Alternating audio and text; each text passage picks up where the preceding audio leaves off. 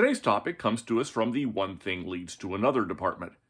I got launched down this particular rabbit hole by receiving a notice from 23andMe that their DNA analysis now had been refined enough to be able to tell not only the overall region that your DNA comes from, but the specific region.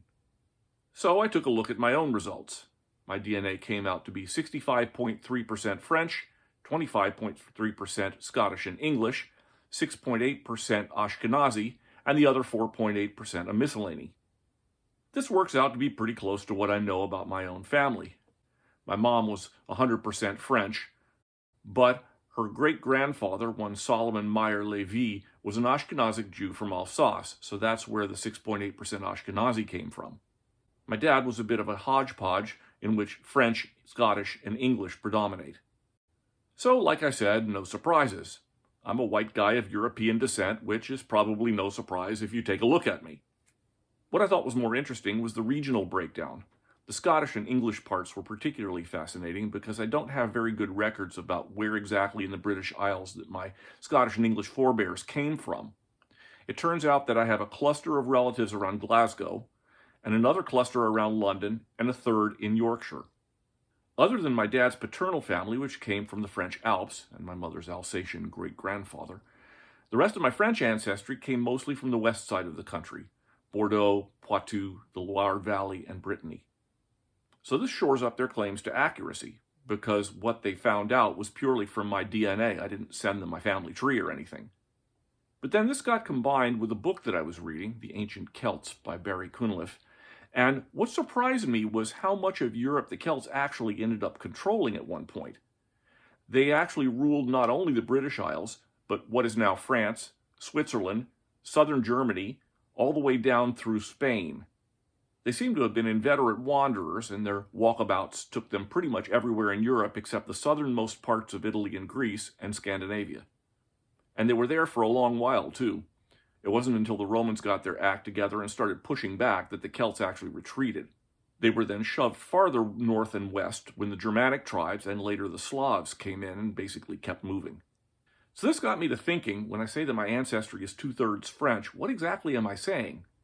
So I started looking into the ethnic origin of the French, and I found out that in the western part of the country, where my mom's family comes from, most of them descend from the Celts, or Gauls. People in the southeastern part of the country, near Marseille, for example, have a lot of Roman and Etruscan forebears.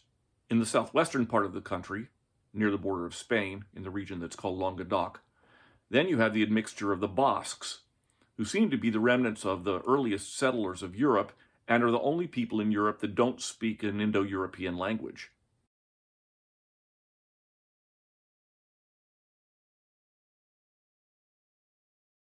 In Normandy, there turns out to be a lot of Scandinavian blood, from the Vikings that settled there 1,000 years ago. In fact, Normandy means Northman land. Despite the fact that the name of the country itself comes from the name of a Germanic tribe, the Franks, the only place you find a lot of Germanic blood is in the eastern part of the country. Alsace, Lorraine, Burgundy, and Picardy.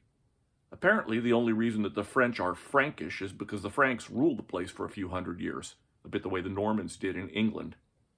But your average 17th century peasant from Bordeaux was probably 100% Gaulish Celt. So, when I say that my mom's family is French, and a guy from Lille and a woman from Marseille say the same thing, what exactly are we saying? And there's nothing unusual about the French in that regard. Most cultures are like this, and in fact, only in truly insular places like Japan do you find any kind of ethnic and DNA uniformity. We're all composites, and ultimately, we're all cousins. I ran into the idea a few years ago that kind of blew my mind, that if you go back far enough, all the family trees kind of coalesce, and you eventually reach a point where everyone alive at that time could be sorted into two categories.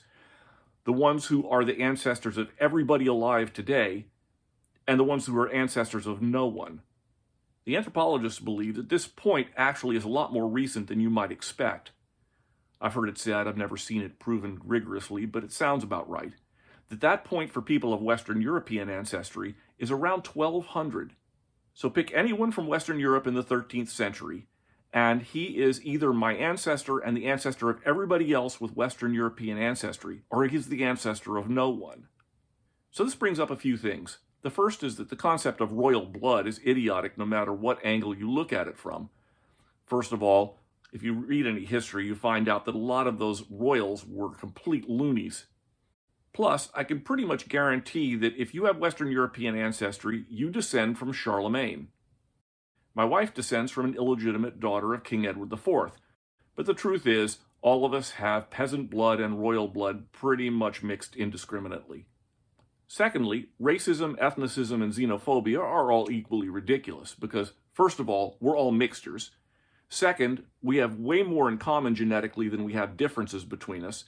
And third, we're all cousins anyhow. I find that rather cool, actually. The Zulu woman living in Botswana and I are cousins.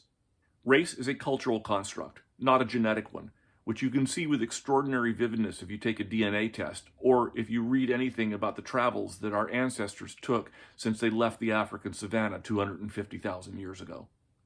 So, those are my musings about ethnicity and genetics and ancestry and so on. It goes to show what wonderfully complex creatures we are, and those of us who are determined to see the world as if it were straightforward and black and white are missing really some of the most interesting parts of it. As the brilliant science fiction author Ursula Le Guin put it, I never knew anyone who found life simple. I think life only looks simple if you leave out the details. If you enjoyed this video, please give us a thumbs up. Our resources are down there, and please subscribe to our channel. Thank you.